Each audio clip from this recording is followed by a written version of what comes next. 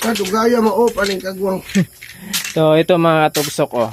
Ayan, ito yung madali ang imbento natin. Ayan, pinagawa ni Bro Randy natin sa atin. Ayan. Para siyang may sniper. Ayan. Ayan, so, yung ano niya, yung taong ito, yung dulo niya, triple, so pwede siya palitan. Pwede siya palitan ng single. Double, Ayan. pibol, pwede 5.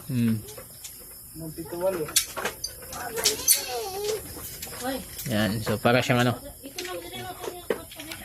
Gibit minata bro. Yan, style niya. To operate this, ganyan lang. Tatatatat. Yan, madali ang ano, quick load. Quick load, tapos, Oh, yan sniper ano, tawag ito, laser niya.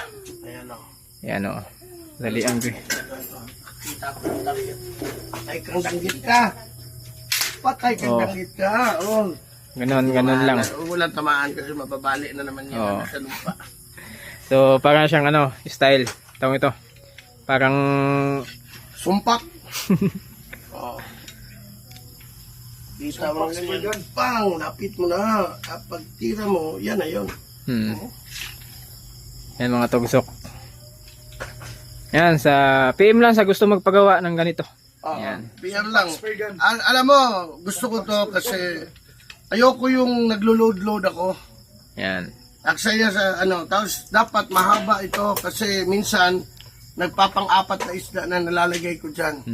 O, ganun ako kagaling. O, 4 na isda sinagsama-sama ko na. Minsan pinapakausap ko pa yung nautamaan ko eh. Kaya talaga, maganda to. So, yung gagawin na natin, kung may o-order, ito. Hindi na ganito kalaki. Kasi malaki yun. Ito na, ang Ito next na. ko na ipapagawa, ganito Ganyan na.